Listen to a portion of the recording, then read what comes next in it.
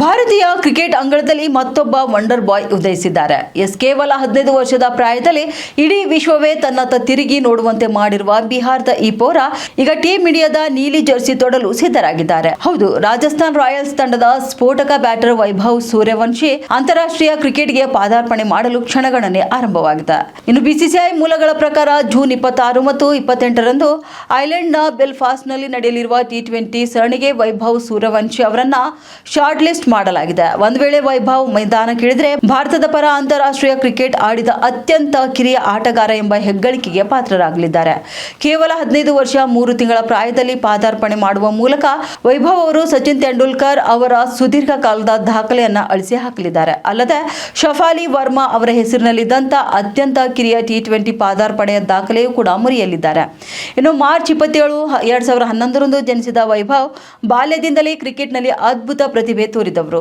ಎಡಗೈ ಬ್ಯಾಟರ್ ಆಗಿರುವ ಇವರು ಕೇವಲ ಆಟಗಾರನಲ್ಲ, ಎದುರಾಳಿ ಬೌಲರ್ಗಳ ಪಾಲಿಗೆ ಸಿಂಹ ಸ್ವಪ್ನವಾಗಿದ್ದಾರೆ.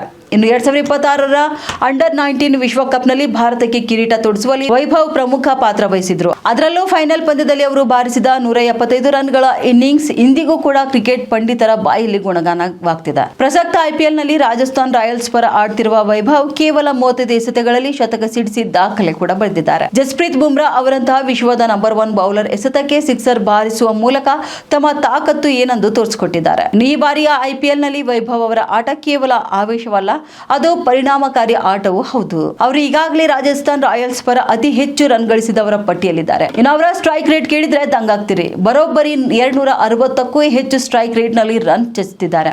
ಹಲವು ವೇಗದ ಅರ್ಧಶತಕಗಳನ್ನು ಸಿಡಿಸಿರುವ ಇವರು T20 ಕ್ರಿಕೆಟ್ಗೆ ಬೇಕಾದ ಅಪ್ಪಟ ಸ್ಫೋಟಕ ಆಟಗಾರ ಎಂಬುದನ್ನು ಸಾಬೀತುಪಡಿಸಿದ್ದಾರೆ. ವೈಭವ್ ಪಾದಾರ್ಪಣೆಯ ಬಗ್ಗೆ ಕ್ರಿಕೆಟ್ ವಲಯದಲ್ಲಿ 2 ರೀತಿಯ ಅಭಿಪ್ರಾಯಗಳು ಕೂಡ ಕೇಳಿಬರ್ತಿವೆ.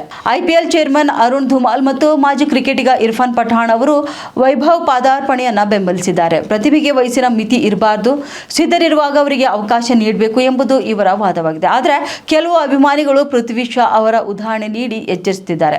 ಸಣ್ಣ ವಯಸ್ಸಿನಲ್ಲಿ ಅತಿಯಾದ ಒತ್ತಡ ಹೇರಿ ಅವರ ವೃತ್ತಿ ಜೀವನಕ್ಕೆ ಧಕ್ಕೆ ತರಬೇಡಿ ಎಂಬುದು ಅವರ ಕಾಳಜಿಯಾಗಿದೆ. ಇನ್ನು ಜೂನ್ನಲ್ಲಿ ನಡೆಯಲಿರುವ ಈ ಸರಣಿಗೆ ಭಾರತ 2ನೇ ಹಂತದ ತಂಡವನ್ನು ಕಳಿಸುವ ಸಾಧ್ಯತೆ ಕೂಡ ಹೆಚ್ಚಾಗಿದೆ.